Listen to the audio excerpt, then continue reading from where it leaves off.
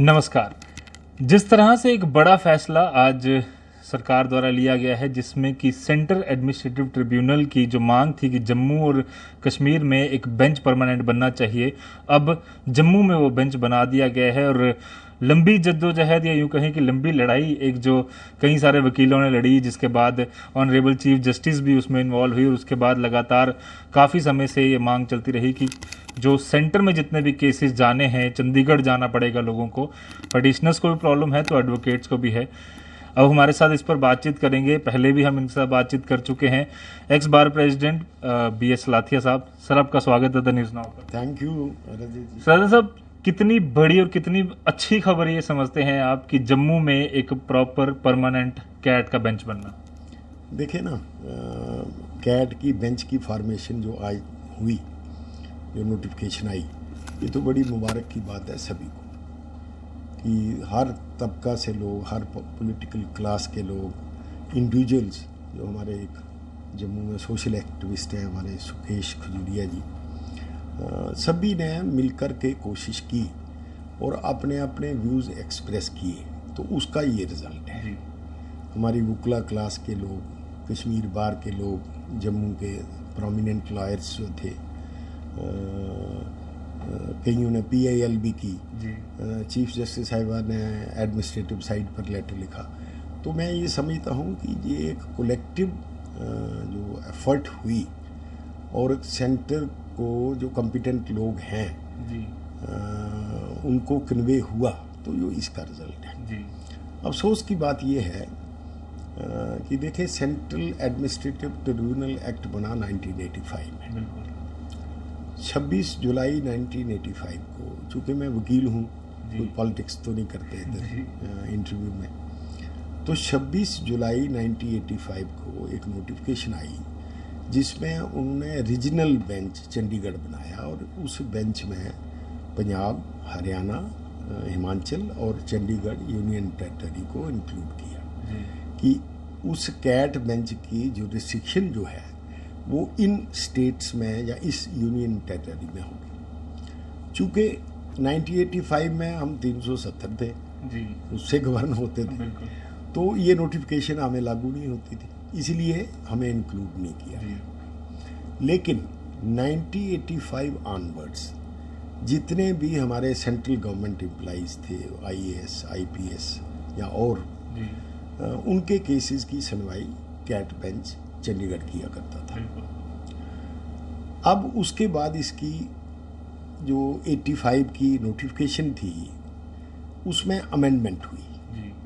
वो अमेंडमेंट हुई 29 अप्रैल 2020 में। जब वो अमेंडमेंट हमने देखी या पढ़ी तो साफ जाहिर था, उसमें कोई एम्बिग्विटी नहीं थी। उसमें ये साफ था कि अब हेंस फोर्थ 29 अप्रैल के बाद जो हमारे मुलाजमीन यूनियन टेरिटरी बनने से उस यूनियन टेरिटरी के मुलाजम बन गए हैं, खा वो जम्मू से हो, कश्मीर से हो या लद्दाख से हो, तो उनके केसेस की सुनवाई चंडीगढ़ होगी, क्योंकि उसमें क्लियर लिखा था कि जम्मू कश्मीर और लद्दाख की जो यूनियन टेरिटरी है इसकी जो रिस्ट्रिक्शन को इंक्लूड किया गया और अथोराइज किया गया कैट बेंच चंडीगढ़।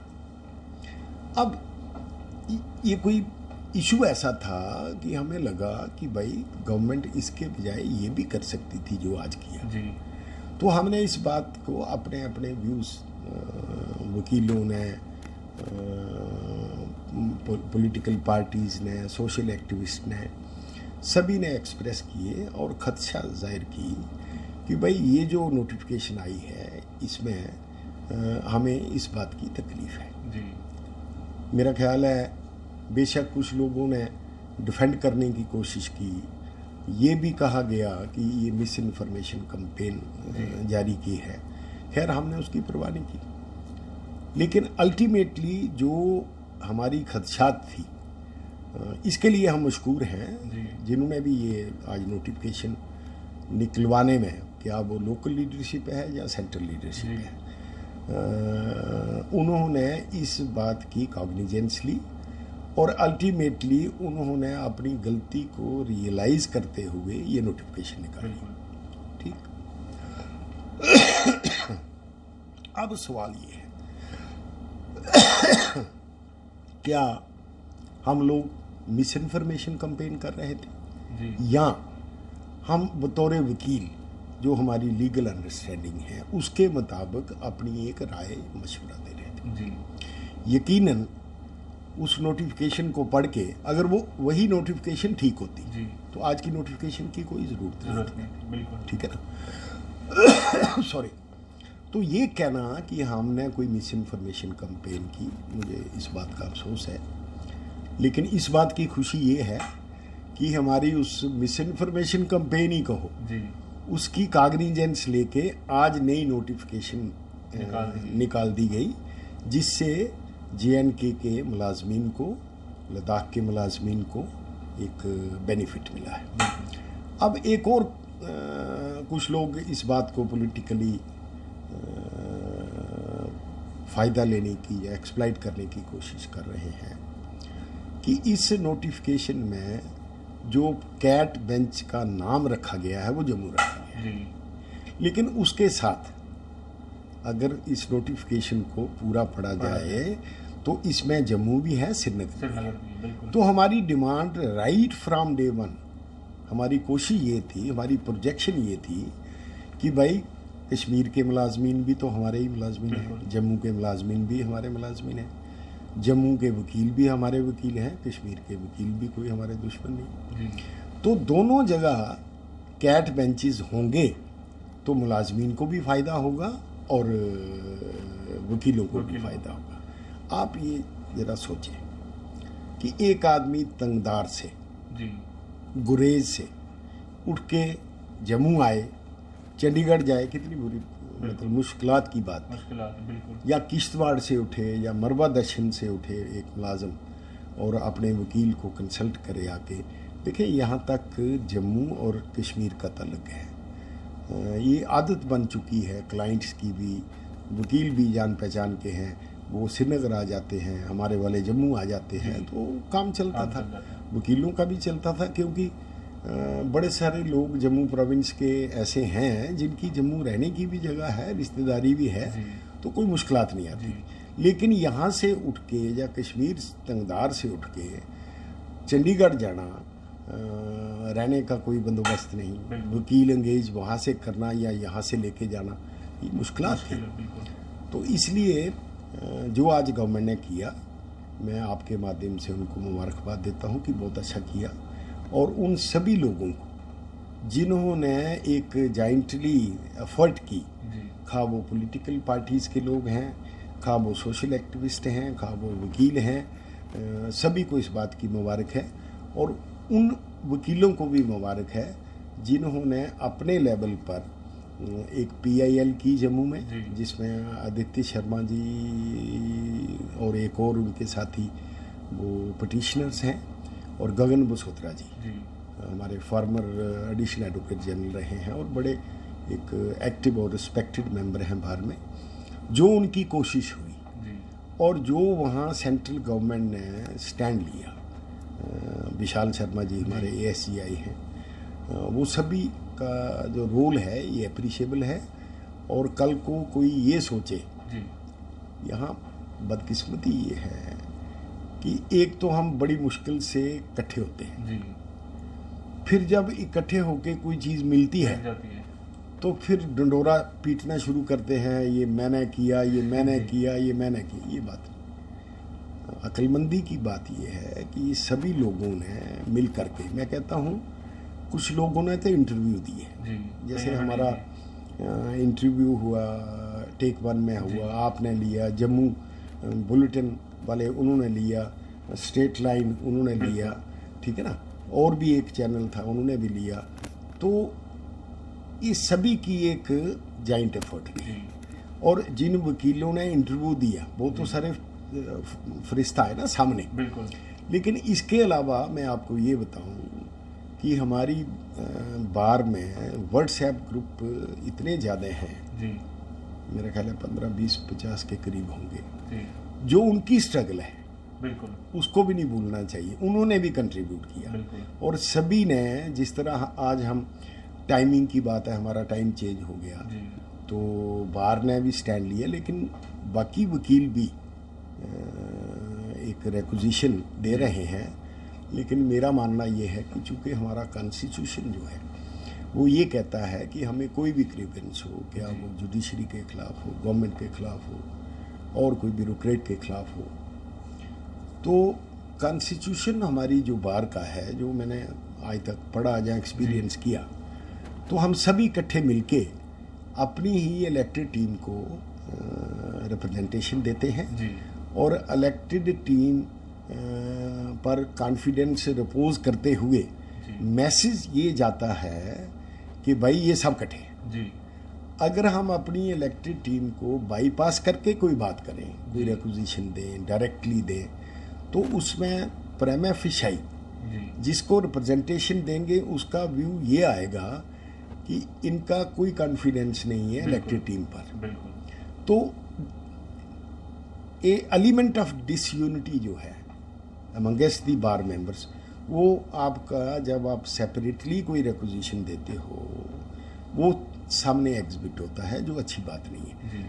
हमें टाइम के लिए भी अभी लड़ना है, ये सामने हमारी लड़ाई है। अब ये लड़ाई जो हमने लड़ी, इसमें हम नहीं किसी को एक्यूज करते, लेकिन ये ज़रूर कहेंगे कि जो रिस्पॉन्सिबल लोग हैं उन्होंने अपने लोगों की, अपने वकीलों की, अपने मुलाजमों की बात को सुनना चाहिए, कंसिडर करना चाहिए। आखिर उनकी ही बात ठीक होती है, तो आज की नोटिफिकेशन की कोई ज़रूरत नहीं। जिस तरह से बात की जाए तो जम्मू की बात की गई कि जम्मू बेंच बनेगा, तो क्या ये सर्किट बेंच रहेगा या फिर जम्मू में और श्रीनगर में परमानेंट बेंचेस जो हैं वो अलग अलग बनाए जाएंगे? देखिए, जो नोटिफिकेशन आई है उसके मुताबिक ये है कि इसका नाम, जैसे चंडीगढ़ बेंच था पहले, अब इसका नाम रख दिया गया है जम्मू बेंच। लेकिन ये दोनों जगह, जम्मू भी और श्रीनगर भी, जम्मू भी और श्रीनगर भी बैठेगा और सुनवाई दोनों जगह होगी।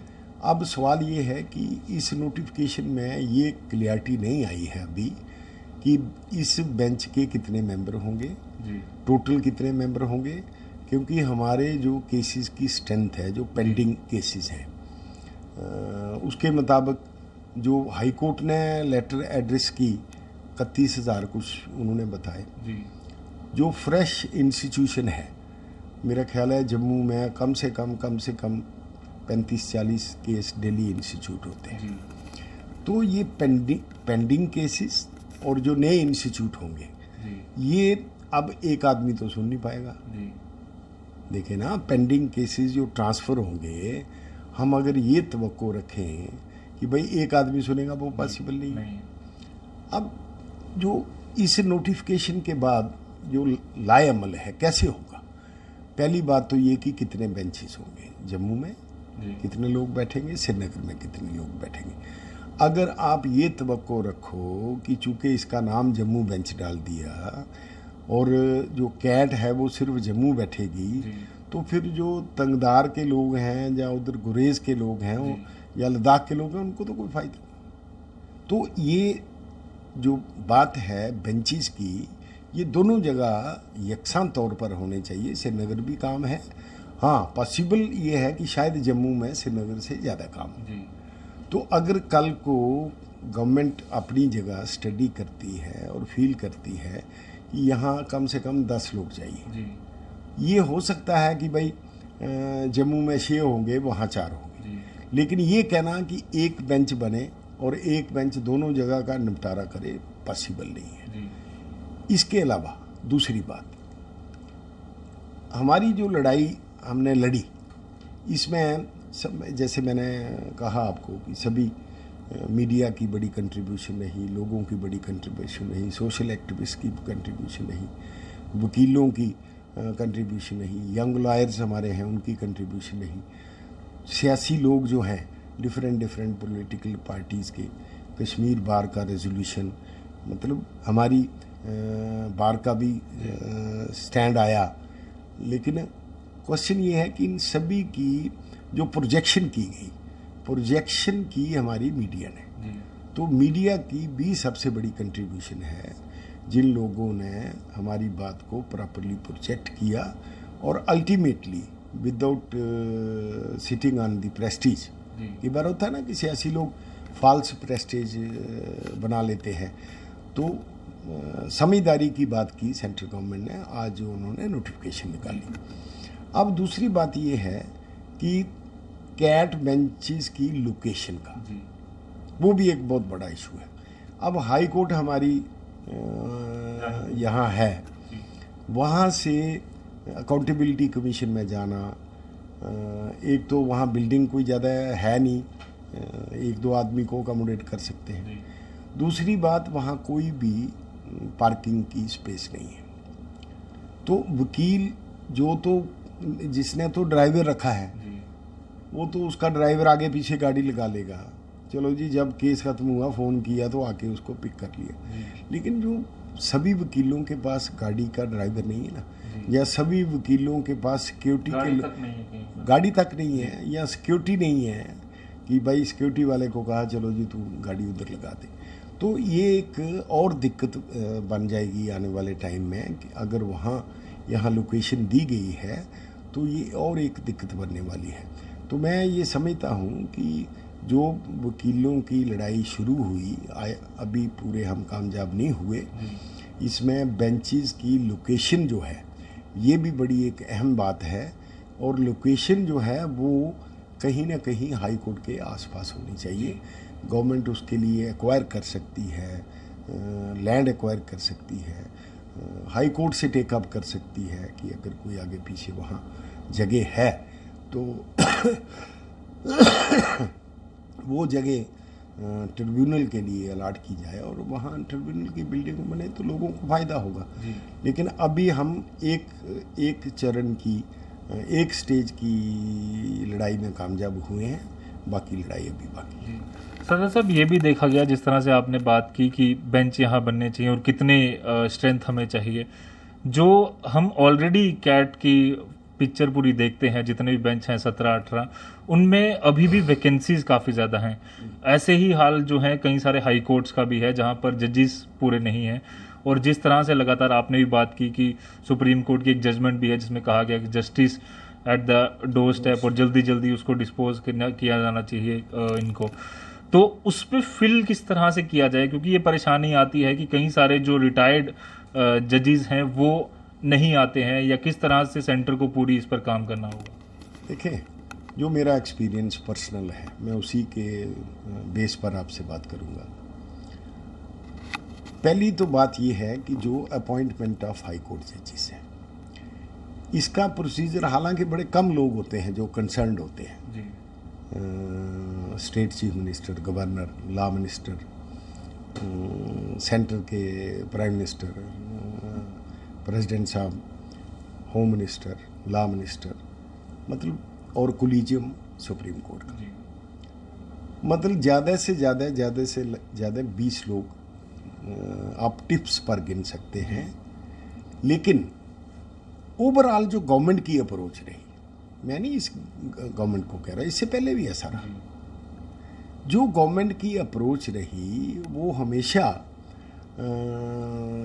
ये नहीं रही कि लोगों को इंसाफ देने के लिए वैकेंसीज को फिल किया जाए। क्यों? क्योंकि केस ट्रिब्यूनल में हो, केस अपना हाई कोर्ट में हो, सरकार के खिलाफ होता है, सेंट्रल गवर्नमेंट के खिलाफ हो गया या स्टेट गवर्नमेंट के खिलाफ हो गया, सरकार के खिलाफ होता है ना, या फोर्सेज हैं उनके खिलाफ हो गया। तो मुझे लगता है कि गवर्नमेंट लेवल पर, जिस लेवल पर ये सोच होनी चाहिए, उस लेवल पर इवन सुप्रीम कोर्ट की जजमेंट्स के बावजूद भी ये सोच रही है कि भाई स्टे हैंड्स। एक रिकमेंडेशन होती है, 3 साल लग जाते हैं, उसका कंक्लूड ही नहीं करते। और जिस आदमी की रिकमेंडेशन होती है, जिस पर्टिकुलर वकील की कह ले, एक तो लोग सीनियरिटी पर बनते हैं। अब रिसेंटली हमारे यहाँ अपॉइंटमेंट्स हुई, जो लोग सीनियरिटी पर बने कितनी देर से ये ड्यू थे, लेकिन इस प्रोसीजर में इतनी मुश्किलें डाल दी जाती हैं कि रिकमेंडेशन कंक्लूड होने में नहीं आती। कई बार तो रिकमेंडेशन करके आप एक वकील को जज बना देते हैं, वो केस लड़ने के लिए जाता है, आओ जी जज साहब, उधर से आप जज नहीं बनाते। तो ये सारा जो फॉल्टी सिस्टम है गवर्नमेंट ने, और कोई हाई कोर्ट मुझे कोई पॉइंट आउट करके दे, अपनी हाई कोर्ट से शुरू हो जाए, यहाँ वैकेंसीज हैं, पंजाब हरियाणा चले जाएं, यहाँ वैकेंसीज हैं, हिमाचल में चले जाओ वहाँ वैकेंसीज हैं, दिल्ली में चले जाओ वहाँ वैकेंसीज हैं, इलाहाबाद में चले जाओ वहाँ वैकेंसीज हैं, यूपी में चले जाओ, कौन सी हाई कोर्ट ऐसी है यहाँ वैकेंसीज नहीं। आखिर इनको पूछे कोई आदमी, क्यों भाई? अगर आप सरकार वाकई ही ये चाहती है कि लोगों को justice at the door step और एक्सपीडिशियस उनका डिस्पोजल हो केसेस का, या उनको इंसाफ मिले, जल्द अज जल्द इंसाफ मिले, तो आप भाई वैकेंसीज पूरी क्यों नहीं करते? जब ये ट्रिब्यूनल बने थे, ट्रिब्यूनल इसी प्रिटेक्स्ट पर बने थे कि भाई जो जजेस हैं हाई कोर्ट में, ये जी डिस्पोजल नहीं होता, यहाँ पेंडेंसी बढ़ गई है। लेकिन इस बात का चर्चा नहीं किया सरकार ने कि पेंडेंसी बढ़ने का जजेस को नहीं एट्रीब्यूट करना चाहिए था, पेंडेंसी होने का एट्रीब्यूट करना चाहिए था कि कितनी कितनी वैकेंसीज खाली है। उस बात को एक साइड करके अपने आप को जस्टिफाई कर दिया, नहीं जी एक स्पेशलाइज्ड ब्रांच जो है वो इसके सर्विस मैटर सुनने के लिए हमने बनाते। अच्छा, अगर ये किया, हमने तो नहीं किया, 42nd अमेंडमेंट हमने तो नहीं किया, आम आदमी ने तो की नहीं, पार्लियामेंटेरियंस ने की। अगर पार्लियामेंटेरियंस के दिमाग में ये बात आई कि भाई पेंडेंसी है और हमें एक स्पेशलाइज्ड ब्रांच को एग्जिस्टेंस में लाना है, चलो हमने मान लिया। लेकिन भाई अगर स्पेशलाइज्ड ब्रांच है उसकी वैकेंसीज क्यों है?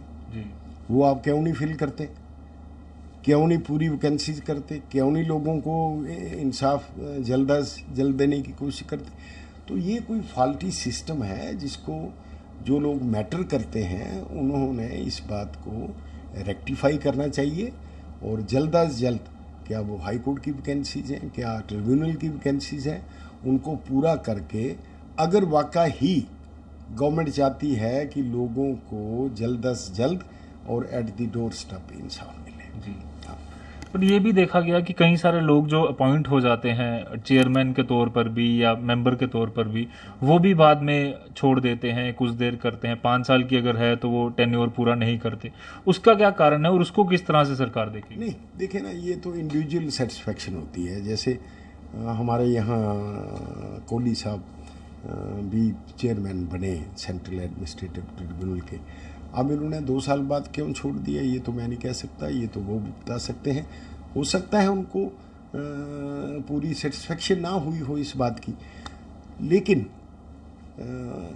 इसका छोड़ने का जो कारण है वो डिपेंड करता है इंडिविजुअल पर कि भाई उन्होंने अपॉइंटमेंट क्यों एक्सेप्ट की, और अपॉइंटमेंट एक्सेप्ट करने के बाद आखिर ऐसी कौन सी बात थी जिसने उनकी काशिश को मजबूर कर दिया कि वो इस्तीफ़ा दें उसका।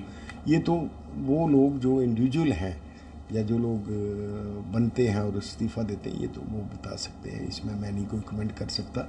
लेकिन ये भी बात दुरुस्त है कि गवर्नमेंट के पास पावर भी है, लोग भी हैं, लेकिन फिर ये वैकेंसीज पूरी नहीं होती, क्यों?